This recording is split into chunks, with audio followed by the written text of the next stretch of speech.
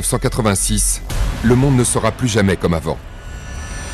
L'un des plus graves accidents technologiques du XXe siècle vient de se produire en Ukraine, de l'autre côté du rideau de fer. Dans la centrale nucléaire de Tchernobyl, des explosions en cascade et un incendie diffusent dans l'atmosphère un poison mortel, inodore, incolore. Des éléments radioactifs 200 fois plus puissants que ceux des bombes d'Hiroshima et Nagasaki réunis. Il y a eu au moins 6 nuages. Pratiquement à 360 degrés autour de Tchernobyl, il y a eu des départs de poussière et de gaz. Ce panache a fait le tour de la Terre, et même plus d'une fois. Il n'y a pas eu beaucoup de coins de la Terre qui n'ont pas vu le nuage passer. Ce nuage radioactif survole toute l'Europe, sauf la France. Elle est épargnée, protégée par l'anticyclone des Açores. À la fin du mois d'avril 86, c'est vrai. Et cela convient tout à fait aux experts, et notamment au professeur Pellerin. Grâce au vent, le dangereux nuage est repoussé vers l'est. Mais les conditions météo changent début mai, et personne n'en fait état. Il s'agit d'une radioactivité qui ne présente aucun inconvénient sur le plan de la santé publique. Pendant quelque temps, on se dit, mais enfin, s'il y avait eu un problème, il nous l'aurait dit. En tout cas, on est naïf. On disait toujours, tout va bien, ne vous en faites pas. Et pourtant, c'est un énorme mensonge. Le gouvernement veut protéger l'industrie nucléaire aux dépens de la santé des Français. Ni le professeur Pellerin, dont c'est la mission au sein du SCPRI, le service central de protection contre les rayonnements ionisants, ni les ministres ne prennent de décision pour mettre à l'abri la population et éviter une contamination radioactive. Le problème de la radioactivité, c'est qu'on la sent pas, on la détecte pas. Le SCPRI et bien d'autres savaient que le nuage était passé. Et personne n'a levé le petit doigt. Sur cette affaire-là, on peut dire que la raison d'État, oui, il l'a emporté sur tout le reste. Dans toutes les familles, il y avait des malades. Là, j'ai vu la lâcheté et l'irresponsabilité du personnel politique. Le nuage radioactif a tout contaminé sur son passage. Des centaines de milliers de personnes dans le monde en seront victimes.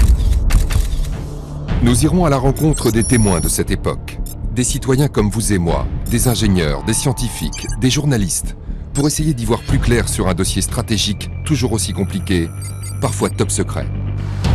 Et pour nous guider face à ce mensonge d'État, Fabrice d'Almeida, historien spécialiste du monde contemporain. Avec lui, nous répondrons à cette question. Comment et pourquoi l'État français a-t-il caché la vérité quant aux retombées de Tchernobyl en France ?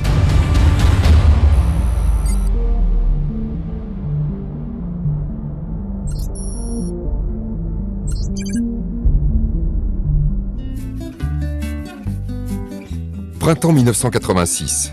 Les Français se préparent avec insouciance au pont du mois de mai. C'est très simple, du soleil absolument partout. En plus, il fait chaud, de plus en plus chaud. Les Français profitent d'une météo agréable pour se baigner en Méditerranée. Ils n'ont aucune idée de ce qui se passe à 2000 km de chez eux, alors que la plus grande catastrophe technologique de l'histoire vient de se dérouler. Un accident nucléaire. Le 26 avril 1986 à 1h23 du matin, une explosion a lieu à la centrale nucléaire de Tchernobyl, en Ukraine. À la suite d'essais, le réacteur s'emballe et entre en fusion. La situation devient incontrôlable. La dalle de béton de 1200 tonnes qui recouvre le toit de la centrale est projetée dans les airs, puis retombe et fracture le cœur du réacteur. Deux autres explosions encore plus violentes ont lieu dans les secondes qui suivent. Plus de 100 tonnes de combustible radioactif entrent en fusion et sont projetées dans les airs. Un nuage de poussière et d'aérosols radioactifs s'envole à plus de 1 km d'altitude.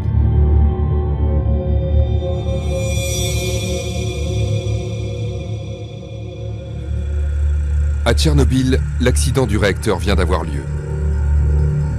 Le directeur est absent, mais il est rapidement alerté de la situation. La radioactivité est tellement forte qu'aucun appareil ne peut la mesurer. La confusion est extrême. Le manque d'informations ahurissant. Tout le monde est dépassé. Le responsable de la centrale ne peut donner de chiffres précis à ses supérieurs.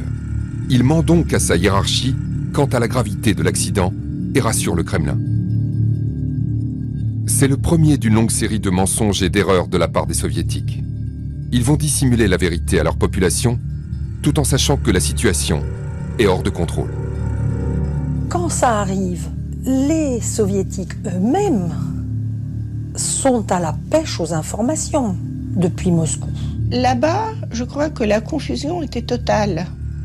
Et pourtant, dans les villages environnants, la vie continue comme si de rien n'était, faute d'informations. Les responsables soviétiques refusent de mettre à l'abri les dizaines de milliers d'habitants, alors même qu'ils risquent leur peau. Il ne faut surtout pas inquiéter les gens des environs de Tchernobyl, quitte à leur mentir. C'est un ordre qui vient de tout en haut.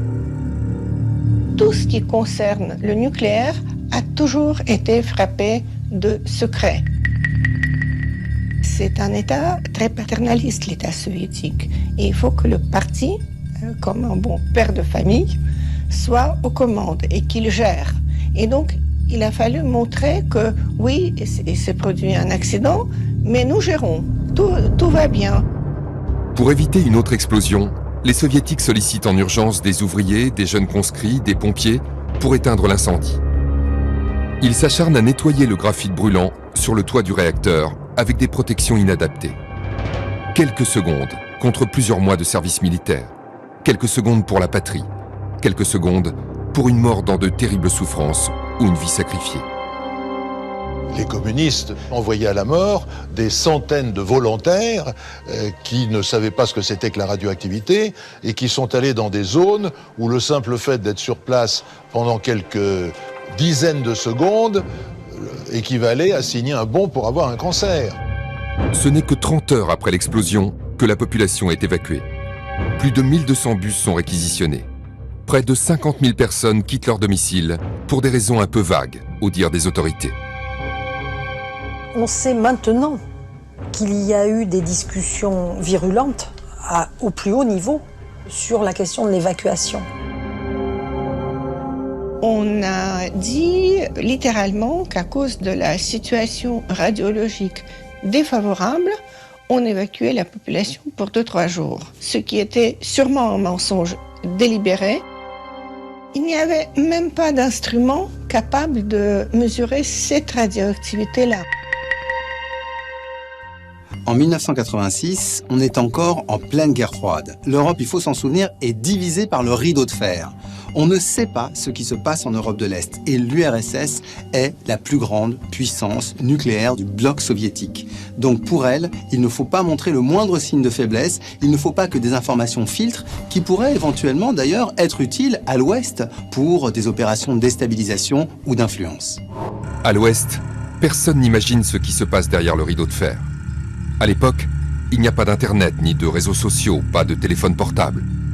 Les Français n'ont aucune idée de la catastrophe qui se déroule à 3 heures d'avion de chez eux. Aucune information ne filtre. Seuls les Suédois commencent à se douter de quelque chose.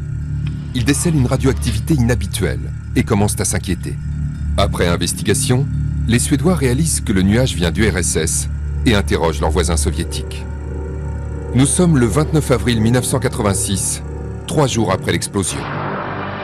Les Occidentaux entendent pour la première fois parler de la catastrophe nucléaire de Tchernobyl.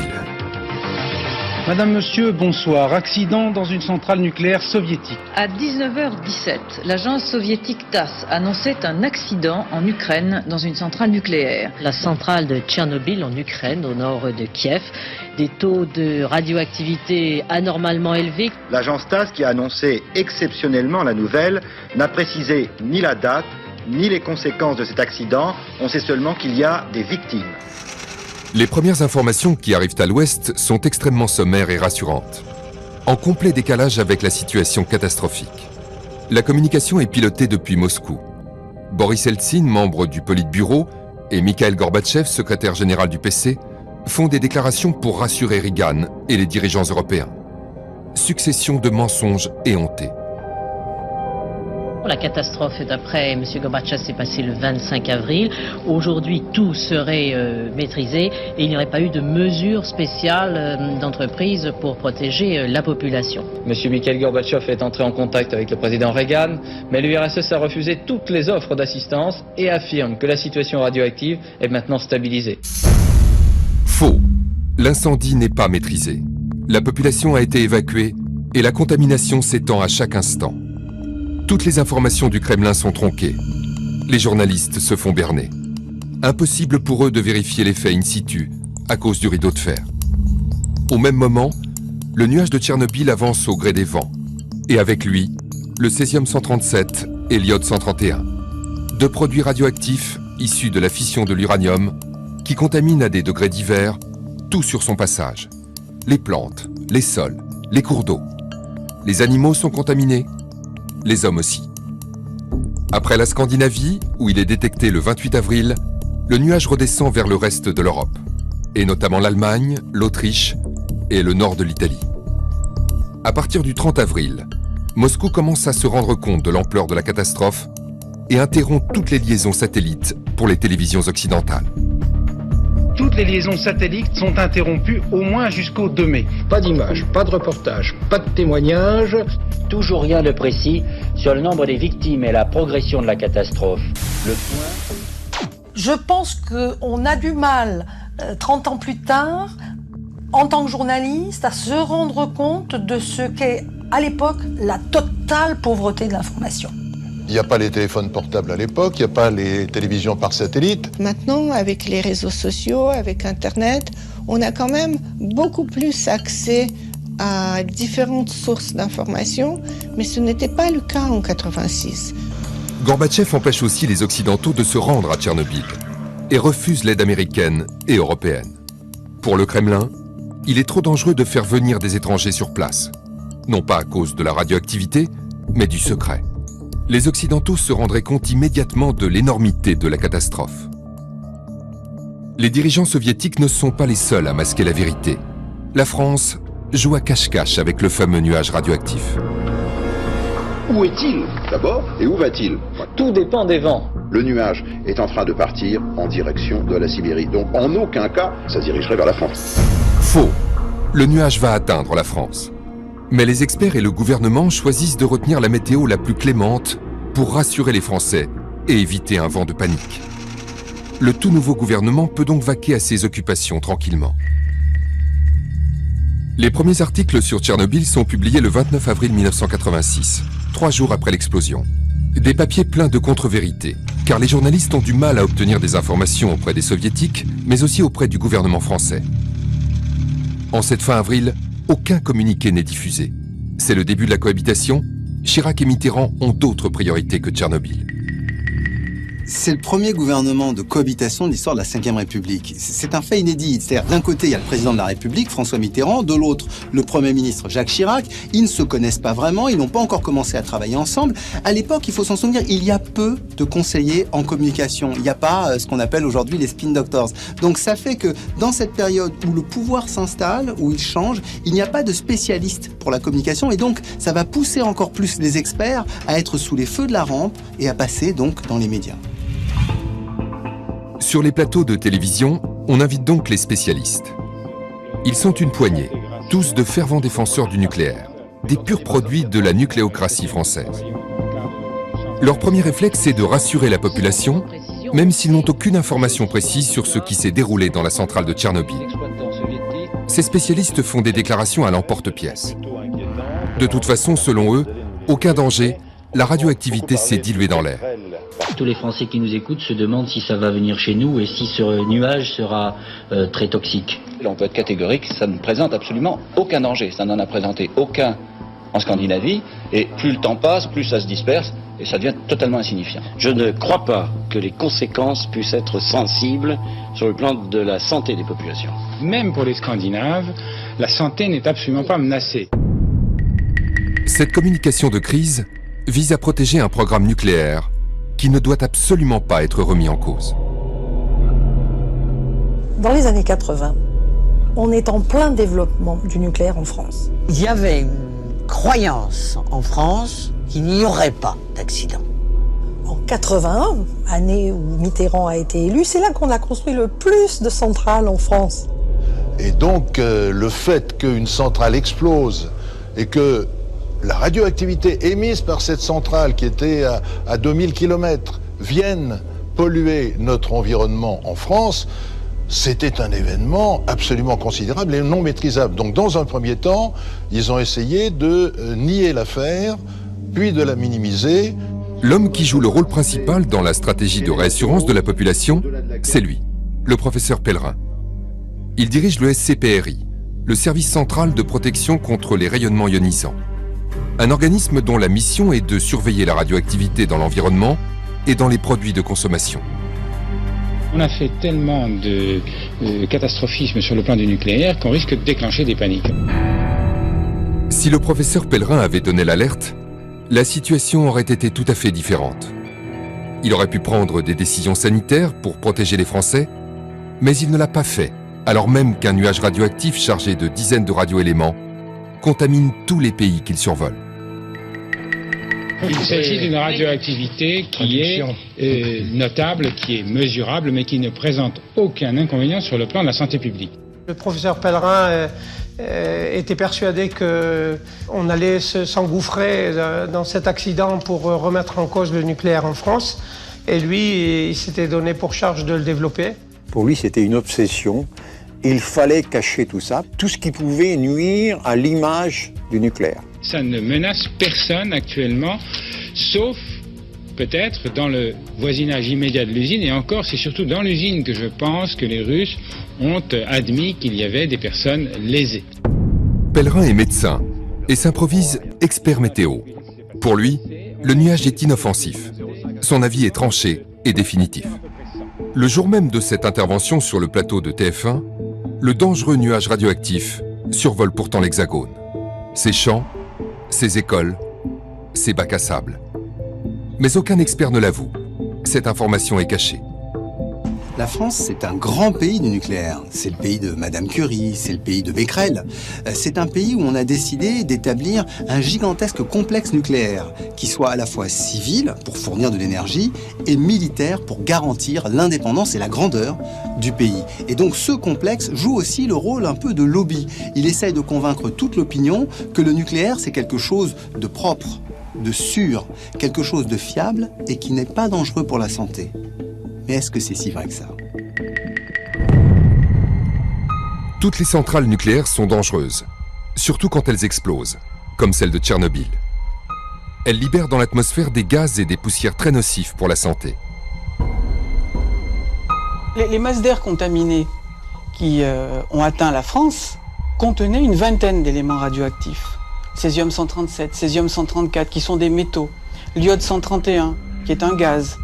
Toutes ces substances radioactives, les gens vont les inhaler et les gens vont ensuite consommer des aliments qui sont contaminés par ces substances qui se sont déposées sur les sols et donc qui ont contaminé la chaîne alimentaire.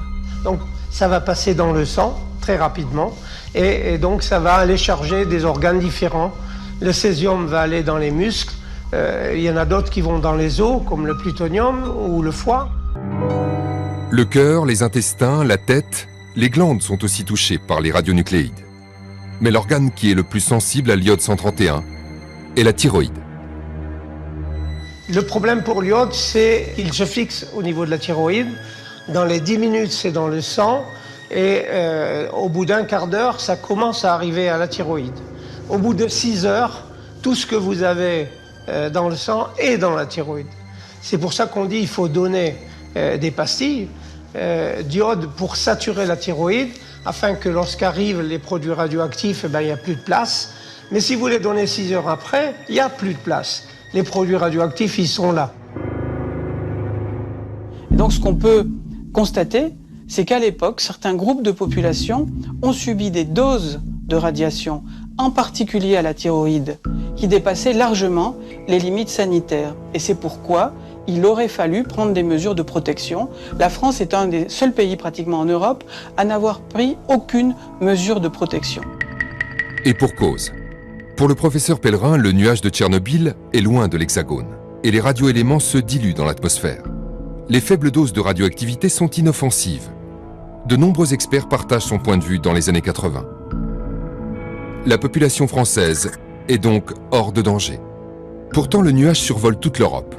La Suède, l'Allemagne, l'Italie, la Belgique, la Suisse, sauf bizarrement la France. Alors en France, on ne s'inquiète pas pour l'instant, avec raison semble-t-il, car notre pays jusqu'à présent a été complètement protégé de ces retombées radioactive. Il y a l'anticyclone des Açores qui est né mardi dernier, donc sur les Açores, puis qui a gonflé, s'est développé sur l'Atlantique. La météo affirme qu'il restera jusqu'à vendredi prochain suffisamment puissant pour offrir une véritable barrière de protection. Il bloque en effet toutes les perturbations venant de l'Est. Voilà ce que l'on sait sur le plan météo. Donc, disons qu'on peut être inquiété, mais pas menacé. Ce sont donc les vents qui nous ont sauvés. Les experts nucléaires surfent sur cette météo exceptionnelle pour rassurer encore une fois les Français en insinuant qu'il n'y aura aucune retombée radioactive sur le territoire. Cette fameuse phrase sur le nuage qui s'est arrêté à la frontière française, ce n'était pas Pellerin qui l'a prononcée, même cette phrase exacte n'a jamais été prononcée. Mais tout le monde l'a laissé entendre. Alors si ça va venir chez nous, ça je crois qu'il faudrait demander aux spécialistes de la météo. Mais par contre, la toxicité, là on peut être catégorique, ça ne présente absolument aucun danger. Tout ça dépend de la météo, après des vents. Je ne pense pas que ça puisse aller à une échelle supérieure à quelques dizaines de kilomètres aux alentours de la centrale. En clair, les experts du nucléaire en fument tout le monde. Le français moyen, comme les journalistes. Ce qui ne nous aide pas, c'est de ne pas savoir très exactement où circule le nuage, où circulent ces éléments radioactifs. Si je peux faire une comparaison avec Fukushima, vous aviez une description des vents juste après les débuts de la catastrophe et vous la trouviez sur Internet. En 86, quand vous voulez savoir ce qui se passe pour le nuage, eh bien, vous avez intérêt à avoir des bons copains à la météo qui vous décryptent les images satellites. Pendant 10 jours, la vérité est cachée. Tout le monde pense que l'Hexagone est épargné par le nuage. Les Français sont donc sereins. Pourtant, le nuage radioactif atteint notre territoire le 29 avril 1986, soit 3 jours après la catastrophe. Le danger est là, au-dessus de nos têtes. L'Est et le Sud-Est de la France sont touchés en premier. Puis le nuage remonte au nord, par la vallée du Rhône. Un peu partout sur le territoire, les détecteurs de radioactivité des centrales nucléaires sonnent. Ils décèlent des radioéléments dans l'atmosphère, à Cruas, à Fessenheim, à Saclay, partout, sauf en Bretagne. Les Corses sont les moins chanceux. Il pleut et le nuage radioactif stagne au-dessus de l'île de Beauté pendant plusieurs jours. À Ajaccio, le radiamètre de la caserne des pompiers sonne. C'est Christian Garrido qui est responsable de la garde à ce moment-là. J'ai le souvenir qu'un des appareils que nous avions disposé dans la caserne pour mesurer la radioactivité de l'air, donc s'est mis en œuvre dans la fin d'après-midi. Et puis ce jour-là, il y avait quand même une atmosphère un peu particulière puisque il y avait ces masses nuageuses, cet air humide, cette ambiance qui a fait un petit peu accroître notre inquiétude. Et on s'est dit, là, il y a véritablement un problème sérieux. J'ai alerté mes supérieurs hiérarchiques, notamment le chef de centre, et qui m'a demandé de faire une main courante auprès des services préfectoraux. Et il y a eu à nouveau des sonneries le jour d'après, le 3. Et donc dans la semaine ou les 10 jours suivants, je veux dire, l'appareil a été enlevé et on ne l'a plus retrouvé, quoi. On en a conclu qu'on avait mis un petit peu le pied où il ne fallait pas le mettre. Et puis bien plus tard, on essayé d'aller voir si on avait trace de notre signalement. Et curieusement, la page de réception de cette alerte avait été arrachée. À plus de 1000 km d'Ajaccio, le scénario se reproduit à Saclay, au commissariat à l'énergie atomique. Jean-Claude Zerbib est ingénieur d'astreinte le 1er mai, 4 jours après la catastrophe. Vers 9h30, 10h, on a eu les premières anomalies sur le site. Donc on a assez rapidement mesuré les filtres de l'installation et on a découvert tout un bouquet de produits radioactifs. Donc on a compris que ce n'était pas de l'intérieur, mais ça venait de l'extérieur. Donc on a prélevé tous ces filtres qui étaient dans l'installation et tout de suite autour. On a vu que la contamination était généralisée. Rapidement, Jean-Claude Zerbib contacte ses collègues dans d'autres laboratoires du CEA, à Fontenay-aux-Roses ou à Cadarache, près d'Aix-en-Provence. Là-bas aussi, la contamination est détectée. Nous nous avons demandé à mesurer des salades, des carottes, de l'eau. Et on a vu qu'on trouvait le bouquet de produits radioactifs partout, dans les produits de consommation, dans l'herbe et dans l'eau. En France, au tout début du mois de mai, des dizaines de personnes savent que le nuage radioactif est au-dessus de l'Hexagone et qu'il contamine tout. Des ingénieurs, des chercheurs, des militaires ou des techniciens. Mais personne n'ose s'exprimer. Le pouvoir verrouille la communication. Ce nuage a été détecté partout en France parce que toutes les centrales ont des détecteurs, tous les centres de recherche ont des détecteurs. Donc les informations, elles existent quelque part. Tout le problème est que ceux qui les ont aient la permission de les donner. La problématique était telle que, on demandait le silence. Voilà. À partir du moment où d'autres qu'eux s'exprimaient sur le nucléaire en général, et pire encore dans une situation grave, c'était une traîtrise. Il fallait pas. On était des traîtres. Le seul à avoir le droit de parler, la seule voix que l'on écoute, c'est toujours ce fameux professeur Pellerin. Le 1er mai, il diffuse un communiqué dans lequel il affirme clairement que les mesures enregistrées en France sont sans répercussion aucune. Il faudrait des doses 10 000 à 100 000 fois plus fortes pour que commencent à se poser des problèmes de santé publique. Les prises préventives d'iode ne sont ni justifiées, ni opportunes. Le SCPRI du professeur Pellerin, le service central de protection contre les rayonnements ionisants, a pour vocation de rassembler toutes les informations du territoire qui concernent à la fois la santé des travailleurs du nucléaire, mais aussi celle des Français en cas d'accident nucléaire. Donc c'est un service où on a toutes les données. Mais en même temps, les membres du personnel sont liés par un serment de confidentialité. Ils n'ont pas le droit d'en parler, ne serait-ce que pour des raisons d'espionnage. Si bien qu'il n'y a que ce qui va être dit par le sommet de la hiérarchie, par le professeur Pellerin, qui pourra être entendu comme la vérité du moment. La France est donc l'un des seuls pays européens où aucune mesure n'est prise pour protéger la population. Alors que de l'autre côté de nos frontières, en Allemagne, en Italie, en Suisse, on interdit la consommation de produits frais, on recommande aux enfants et aux femmes enceintes de rester à l'intérieur. Dans certains pays, on conseille même de prendre de l'iode pour protéger la thyroïde.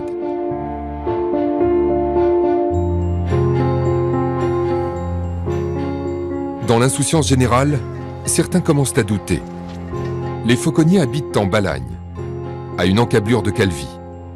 Au printemps 1986, ils mènent une vie paisible, avant d'être rattrapés par la catastrophe de Tchernobyl et de devenir les lanceurs d'alerte corse.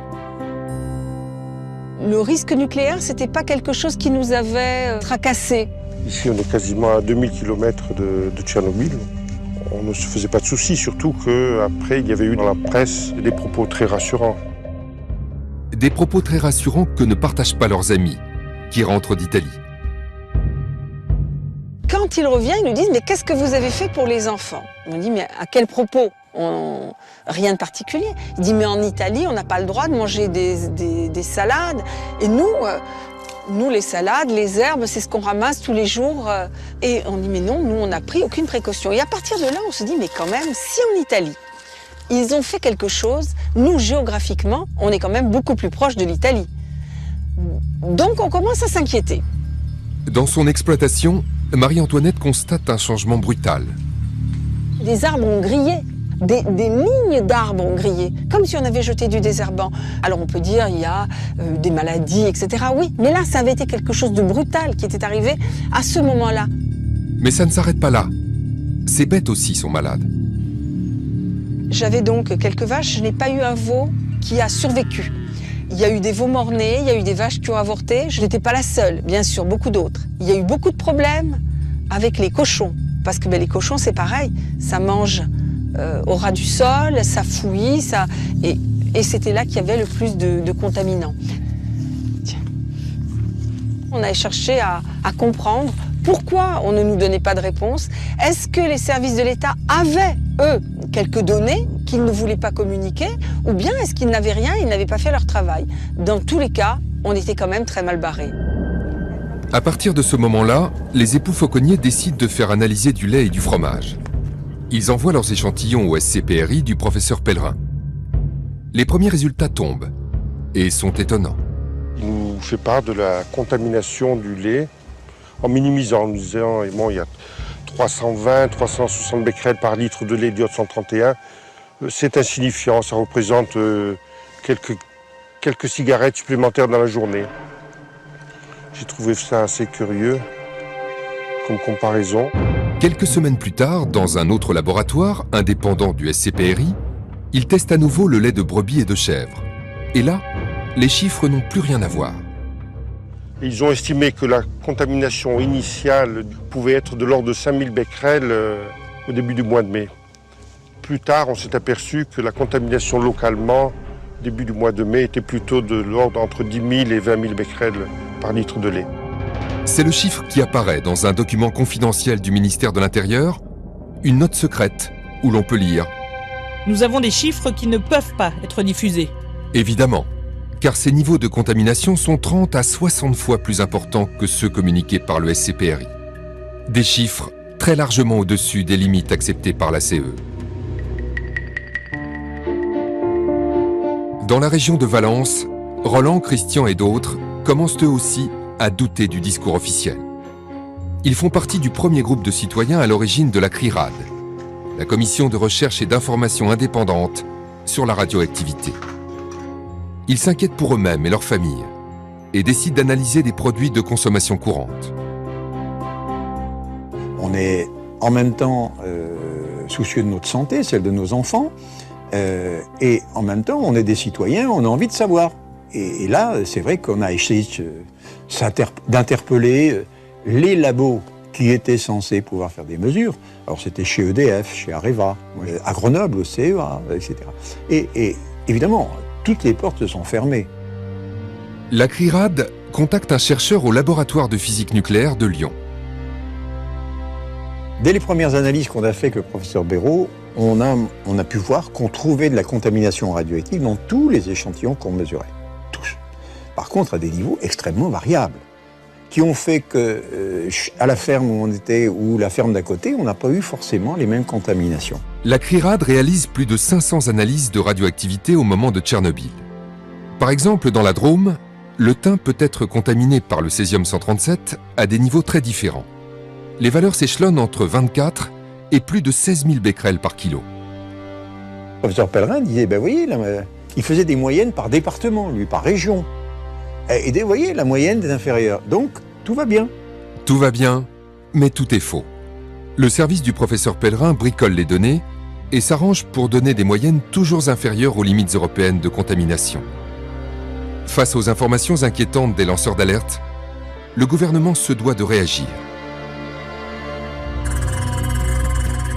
Le 6 mai 1986, 10 jours après l'accident de Tchernobyl, la communication officielle dérape. Le ministère de l'Agriculture, dirigé par François Guillaume, diffuse le premier communiqué officiel du gouvernement. Le territoire français a été totalement épargné par les retombées de radionucléides. À aucun moment, les hausses observées de radioactivité n'ont posé le moindre problème d'hygiène publique. Pour la première fois, le mensonge est porté par un homme politique. Ce n'est plus Pierre Pellerin, mais tout un gouvernement qui ment. Ce communiqué, c'est un peu un coup de tonnerre dans un ciel serein. D'un côté, on dit qu'il n'y a pas eu de retombée de Tchernobyl en France, mais de l'autre, on prétend que les hausses ne sont pas significatives. Cela va alimenter les soupçons des journalistes. À ce moment, ils ont soif d'informations, car peu de membres du gouvernement se sont exprimés. Ni Michel Barzac pour la santé, ni Madelin pour l'industrie. Et donc, le fait que le ministre de l'Agriculture prenne la parole, va les troubler, va alimenter leur désir d'enquêter et de montrer que peut-être on cache quelque chose au public. Face au risque de contamination et d'irradiation des populations, l'Europe prend des décisions très fortes. La CEE interdit les importations de viande en provenance des pays de l'Est. À la frontière entre l'Autriche et l'Italie, des centaines de camions transportant des produits frais sont bloqués. Le gouvernement italien refuse que ces denrées entrent dans la péninsule. En France, quelques manifestations écologistes ont lieu ici ou là. Par quelles mesures gouvernementales le nuage radioactif de Tchernobyl aurait-il évité la France alors qu'il s'est baladé en Grèce, en Italie, et en Allemagne fédérale et en Angleterre. Nous n'avons aucune indication chiffrée, aucune mesure de la part du SCPRI et de la part du professeur Pellerin, à part des paroles apaisantes et lénifiantes sur le fait qu'il n'y a pas à s'inquiéter. Les journalistes tendent enfin leur micro à d'autres interlocuteurs que le professeur Pellerin. Ils croisent les sources d'information, entendent d'autres chiffres, d'autres analyses, et commencent eux aussi à douter des propos du SCPRI. Ce qui a marqué les esprits, c'est, je crois, au journal télévisé de TF1, où vous avez la journaliste avec 2 salades. De ce côté-ci, c'est la France, et la salade est jugée parfaitement saine. Mais de ce côté-là, c'est l'Allemagne, et la salade est jugée dangereuse pour la consommation, car trop chargée en particules radioactives, elle est par conséquent interdite à la consommation. Du moment que ça a été montré, la confiance était perdue. C'est à cette époque que Jean-Claude Bourret, présentateur de l'un des JT les plus regardés d'Europe, apprend l'information sur l'explosion de la centrale ukrainienne alors qu'il navigue en Méditerranée. Quand j'arrive en Italie, toute la presse faisait 8 colonnes à la une. Il est inutile de laver les salades parce que vous n'enlèverez pas la radioactivité. Enfin, c'était monstrueux comme communication via la presse. On prend l'avion en Italie, on arrive un dimanche soir à Roissy. J'achète tout de suite le grand quotidien du dimanche. Rien à la une, rien à la 2, et je vois en page, je sais plus, 14 ou 17, un tout petit entrefilet comme ça, il y avait 4 phrases, Tchernobyl, incendie maîtrisé dans la centrale nucléaire. Je me dis, mais c'est pas possible. 14 jours après la catastrophe, il décide d'inviter le professeur Pellerin sur le plateau de son 20h. Il ne l'a pas prévenu, mais il a aussi convié la scientifique Monique Senet. Quand j'ai vu M. Pellerin, j'ai senti ça l'embêtait que je sois présente. Je voyais bien que Pellerin avait très peur de Monique Senet. Ça se voyait parce qu'il était inquiet. Le problème avec les becquerels, c'est que le coefficient de passage n'est pas de 100 mais de 27. Un becquerel, c'est 27 picocuries, c'est-à-dire 27 millièmes de milliardième de curie. Bon, alors personne n'a rien compris. Le becquerel, c'est une désintegration par seconde, et puis c'est tout. Bon, le becquerel, c'est une désintégration par seconde. Mais non, mais c'est pas la peine de ramener à l'ancienne unité qui était le curie. La plupart des personnes qui connaissent cette question parlent en curie, je continue à parler en curie. Bon, alors si tout le monde parle en becquerel et que vous parlez en picocurie, alors déjà qu'on n'y comprenait pas grand-chose, là, on est complètement perdu. Il s'est mis à employer des mots que, en fait, personne ne pouvait comprendre. Et en plus, il s'est complètement trompé. Il a dit des valeurs à la place des autres, etc. Alors moi, je me disais, mais qu'est-ce qu'il est en train de faire ? Monsieur Pellerin, vous avez une conception de l'information qui est totalement différente de la mienne. Moi, je pense personnellement qu'on ne panique jamais les gens à leur dire la vérité et à leur expliquer exactement, même en disant que c'est une désintégration par seconde, des choses comme ça, en leur expliquant exactement. Nous l'avons Si vous ne le faites pas, si vous ne le faites pas, votre crédibilité sera morte et celle de vos techniciens, ce qui est plus grave. C'est là qu'il nous a révélé que le nuage avait bien traversé la France, qu'il y avait des taux de radioactivité 400 fois supérieurs à la normale, mais que 400 fois 0, ça faisait 0. Donc les gens ne comprenaient pas. Alors il y a un nuage, mais c'est 0. Je crois qu'ils ne savaient plus très bien comment se sauver. En France, nous sommes montés là à 400 dans certains points. 400 fois supérieur à la radioactivité. À ce que nous avions avant. Ouais. Ça, c'est les chiffres qu'on découvre aujourd'hui. Voilà. En fait, les cartes qu'il avait amenées étaient des cartes de moyenne. Il s'est appuyé là-dessus. Et il n'a pas voulu entendre le fait qu'il y avait eu de la pluie et qu'éventuellement, c'était pas du tout comme ça. Il a perdu toute crédibilité cette fois-là et le gouvernement a perdu aussi sa crédibilité. Et ça, c'est ça qui est très dommage. Après l'aveu de Pellerin devant 8 millions de Français, la presse crie au scandale. Si Libération titre « mensonge radioactif », c'est qu'on était dans le mensonge. Donc là, enfin, il était admis tout simplement qu'il y avait quelque chose. Déjà admettre qu'il y avait quelque chose. Puisque ce sont des choses qui ne se voient pas. Le gouvernement réagit pour la première fois. Une cellule de crise est mise en place avec à sa tête Alain Madelin, le ministre de l'Industrie chargé du dossier du nucléaire. Il dirige la communication et s'exprime largement dans les médias. Personne ne peut dire qu'à un moment donné, la sécurité des Français était menacée. C'est pas vrai. Il n'y a pas eu de maillon faible dans la sécurité des Français, il y a eu un maillon faible dans la procédure de communication. Alain Madelin ment quand il assure qu'on a protégé les Français. En revanche, il a raison quand il évoque un problème de communication. 18 jours après l'explosion de Tchernobyl, quand Alain Madelin prend la parole, il dit qu'il n'y a pas eu de mensonge, qu'il n'y a pas eu de dissimulation, simplement une erreur de communication. Donc d'une certaine manière, il déplace le problème. Ce n'est pas une question nucléaire, c'est une question de propagande. Et là, cette notion me paraît importante, parce que des personnalités comme Alain Madelin sont quand même restées dans l'idée qu'ils n'ont pas démérité, que le gouvernement n'a pas grand-chose à se reprocher, qu'au fond, on pourrait dire qu'il ne s'est rien passé en France en avril 1986. Cette position n'est pas du tout partagée par les lanceurs d'alerte. Dans la Drôme et l'Ardèche, la CRIRAD, la Commission de recherche et d'information indépendante sur la radioactivité, s'est constituée pour prouver le contraire et démontrer qu'il y a bien eu une contamination en France à la suite de l'explosion de Tchernobyl. Depuis 3 décennies, Roland et Christian réalisent un peu partout dans l'Hexagone des prélèvements de sol, de plantes, d'eau. Aujourd'hui, ils retournent chez ces éleveurs à la retraite. Bonjour. En 1986, leur lait était radioactif. J'ai retrouvé un échantillon qui vient bien de chez toi. C'est une activité en césium-137 de 134 becquerels. C'est pas énorme, mais c'était déjà presque 9 mois après l'accident. Et ça veut dire qu'au printemps, il y en avait évidemment beaucoup plus. À l'époque, les agriculteurs ont pris une décision courageuse. Ils ont décidé de ne pas vendre leur lait car ils le savaient dangereux. Mais rien ne les y obligeait. Le gouvernement, en 1986, n'a pris aucune décision pour interdire la commercialisation de produits frais contaminés.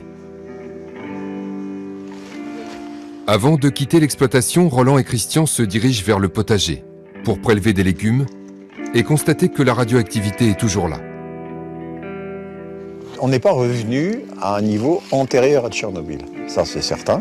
Le césium-137 qui est déposé n'est plus a priori à la surface, mais comme il a une demi-vie de 30 ans, il n'a diminué que de moitié, lui. Alors, certaines espèces vont les garder plus longtemps, certains sols vont les garder plus longtemps, mais on n'est pas revenu au zéro. Mais ailleurs en France, la situation est beaucoup plus grave. Dans certaines zones très spécifiques du parc national du Mercantour, par exemple, il existe des endroits que les scientifiques appellent « taches de léopard », où la contamination est extrême. Alors sur ces sols du Mercantour, là on a des niveaux de contamination qui sont vraiment extrêmement élevés. On est à plus de 100 000 becquerels par kilo sur des points d'accumulation très particuliers. C'est-à-dire que quand les masses d'air contaminées de Tchernobyl ont survolé certains secteurs des Alpes et qu'il neigeait, la neige a entraîné les particules radioactives qui ensuite se sont redispersées en fonction du vent et ont donné des amas de neige. Et à la fonte des neiges, ce césium s'est ensuite accumulé dans des zones très particulières. Et là, on a des sols qui sont contaminés à un niveau tel qu'on peut vraiment parler de déchets radioactifs. Encore aujourd'hui, 30 ans après la catastrophe de Tchernobyl. Des données qui sont confirmées aujourd'hui par l'IRSN, l'Institut de radioprotection et de sûreté du nucléaire, l'organisme qui a succédé au SCPRI du professeur Pellerin. Des chiffres qui montrent que le professeur Pellerin a menti sur le plateau de TF1 en 1986. Comme le confirme Philippe Renaud, expert en radioactivité environnementale à l'IRSN. On s'est aperçu qu'il y avait une méconnaissance de ces dépôts radioactifs, une méconnaissance qu'il a fallu une grosse quinzaine d'années pour combler. Et donc on a commencé à penser qu'effectivement les cartes officielles de l'époque étaient fausses. Si on prend l'exemple de l'Est de la France, le SCPRI annonçait finalement une vingtaine de becquerels par mètre carré pour le césium-137.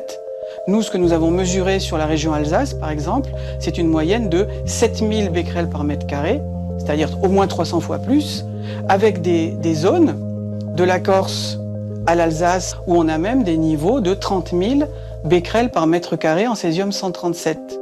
Un niveau extrêmement fort qui s'est avéré dangereux pour les populations rurales de l'Est, du Sud-Est et de la Corse. Aujourd'hui, les experts du nucléaire estiment que les Français les plus touchés ont absorbé 1 millisievert, soit l'équivalent de la radioactivité reçue lors d'un scanner, d'une radio ou de 16 allers-retours Paris-New York. Car en altitude, on reçoit plus de radioactivité. Cette dose-là, on estime qu'elle a probablement donné lieu à quelques dizaines de pathologies thyroïdiennes. Quelques dizaines de malades pour toute la France, selon l'IRSN. Bilan inacceptable pour les lanceurs d'alerte, les journalistes et les scientifiques indépendants. La radioactivité, même à faible dose, a des effets. Tous ceux qui ont fait le suivi des populations ont constaté qu'il y avait non seulement des cancers, mais il y avait toutes sortes de maladies qui se développaient et de façon massive. Et moi, j'ai eu les scientifiques qui travaillaient sur ce dossier qui m'ont dit « on a eu des pressions terribles, je suis obligé d'arrêter ». Sur le terrain, Denis Fauconnier a constaté que le nombre de malades liés à Tchernobyl était beaucoup plus important que les chiffres officiels. J'ai constaté dans ma clientèle des thyroïdites, des goitres déstabilisés, les leucémies, les thyroïdites de Hashimoto et les pathologies chez les enfants qui ont été irradiés à l'état de fœtus. Et là, en Corse, dans notre secteur, tous ces indicateurs sont au rouge. Avant Tchernobyl, les gens n'avaient pas ces problèmes de thyroïde. Après Tchernobyl, ça a pris la quasi-totalité de la pathologie. Et dans toutes les familles, il y en avait. En Corse, selon une étude scientifique italienne, près de 30% des hommes ont un surrisque de cancer de la thyroïde. Pour les autres pathologies thyroïdiques, le surrisque est de près de 80% pour les hommes, 55% pour les femmes et plus de 60% pour les enfants. Laisser les gens être contaminés sans réagir, c'était intolérable pour nous. Il était vraiment possible de prendre des mesures de protection de la population, les pastilles d'iode par exemple, le retrait des étalages de certains produits les plus contaminés, et ça, il fallait le faire. Au début des années 2000, les malades créent des associations pour défendre leurs droits. Soutenues par la CRIRAD, plus de 600 personnes portent plainte contre X. C'est Marie-Odile Berthelat-Geoffroy qui instruit le dossier. C'était le but de l'instruction, de voir s'il y avait eu des dysfonctionnements, et effectivement, il y en avait eu. On a complètement caché la vérité aux Français. Impossible pour la juge de prouver le lien de causalité entre le passage du nuage et les maladies qui ont suivi. Elle met donc en examen pour tromperie aggravée un seul homme, le professeur Pellerin. Mais elle reste convaincue que le gouvernement était au courant. Concernant l'information des ministres, je n'ai pas trouvé de documents écrits, malgré toutes les perquisitions qu'on a faites. M. Pellerin était ce qu'il était, mais ça n'est pas possible qu'un fonctionnaire prenne des décisions de cette importance sans en référer. C'est pas possible. En 2011, la Cour d'appel de Paris prononce un non-lieu. Une décision qui surprend la juge et les associations de victimes. Oh bon, j'ai trouvé que c'était pas juridique. Encore une fois, le parquet ne souhaitait pas de procès dans ce type de dossier. Sur cette affaire-là, on peut dire que la raison de l'État, oui, l'a emporté sur tout le reste. Ça s'est passé au plus haut niveau de l'État. Le professeur Pellerin, il a caché, c'est clair. Il a menti, c'est clair.